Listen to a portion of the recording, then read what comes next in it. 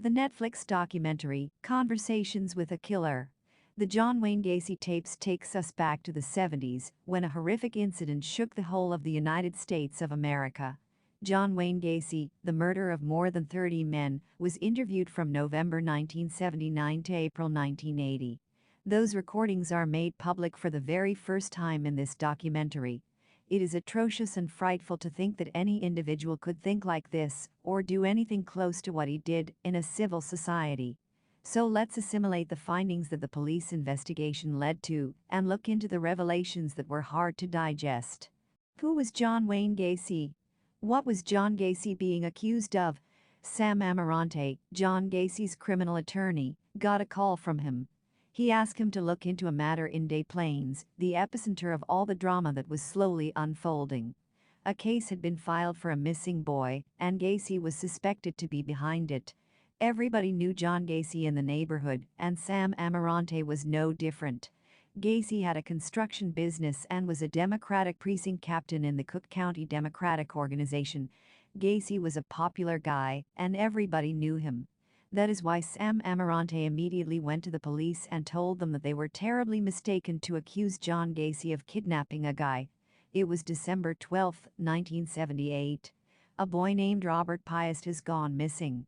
Piest was working in a pharmacy, Nissan Drugs.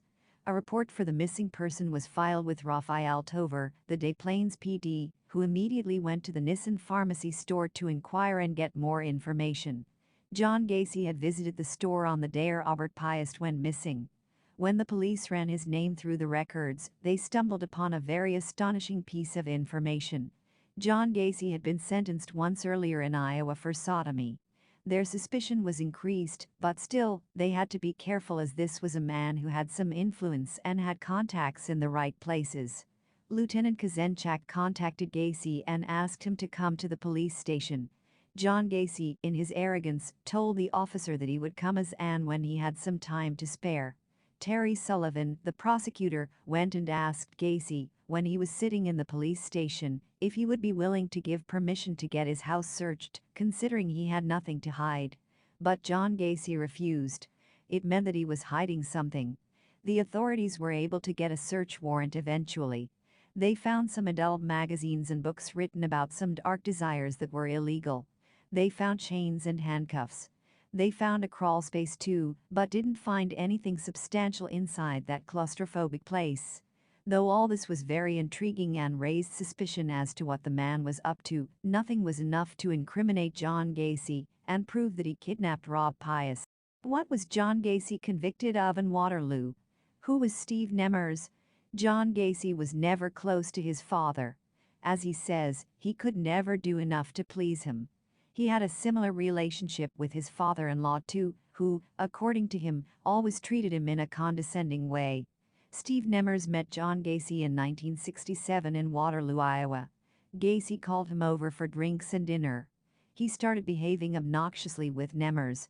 All of a sudden, while playing pool, Gacy asked Nemmers if he would opt to play a game with really high stakes.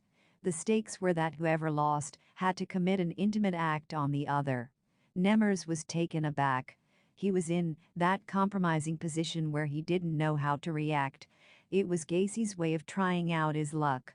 But the problem was that he was too persistent, almost to a level that would be termed coercive.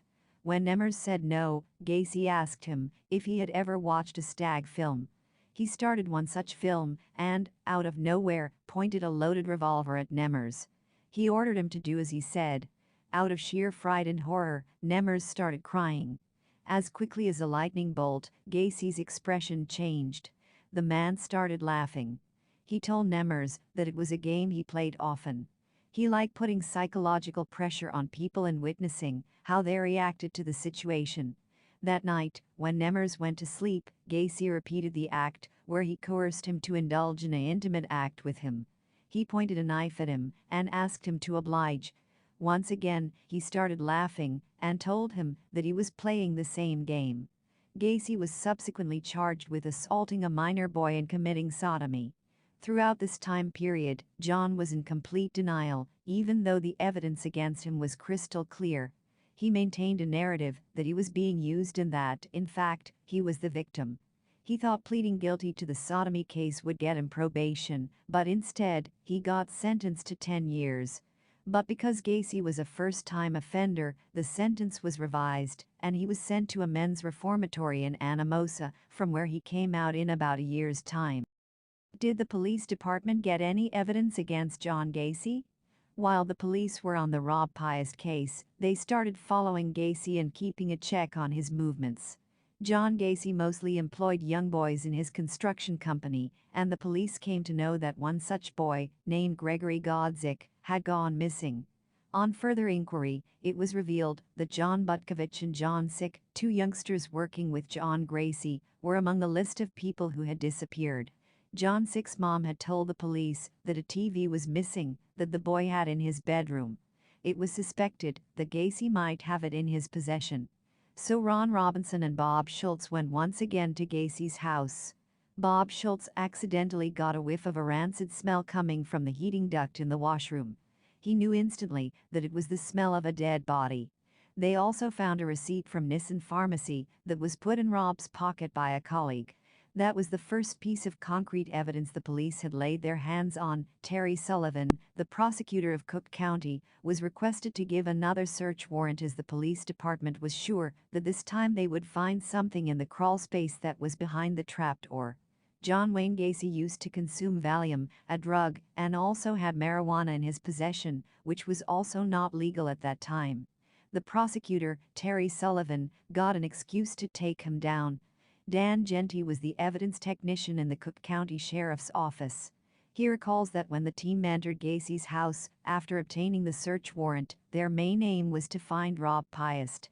In the crawl space, they started digging, and were shocked beyond any measure when they started to find human bones. Back in the police department, John Gacy started to confess. He said that the killings started in 1972.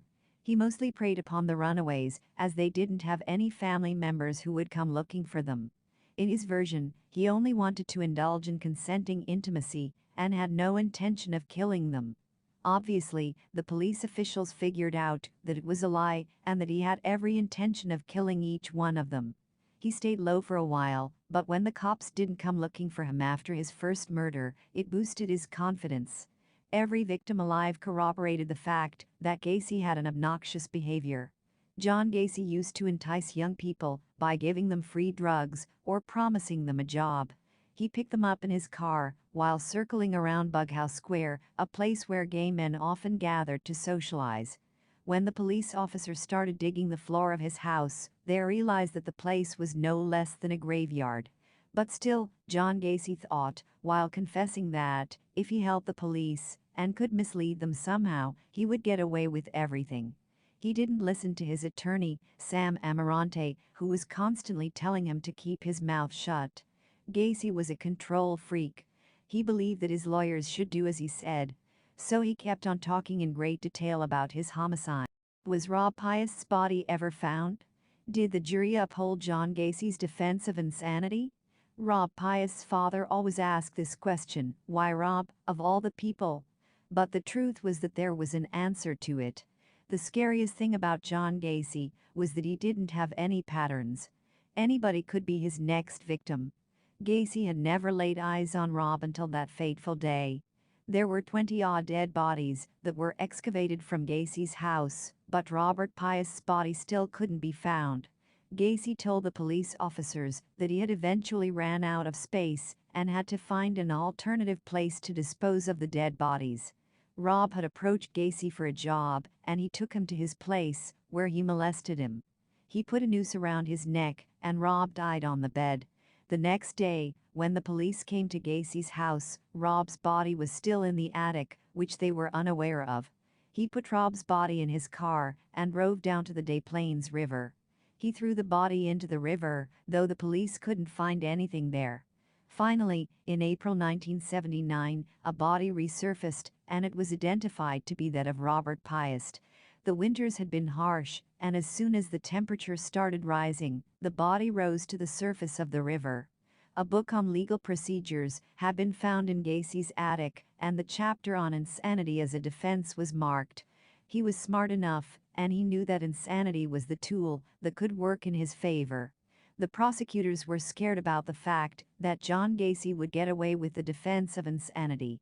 A clinical psychiatrist examination of Gacy was ordered by the court. It was found out that Gacy questioned his masculinity from an early age because of his physical attributes. Gacy called himself a sickly bookworm. He had a troubled relationship with his father and found solace in his mother's gentle and loving nature. He craved attention and showed compulsive behavior. The psychology report somewhere hinted that Gacy suffered from a neurotic disorder.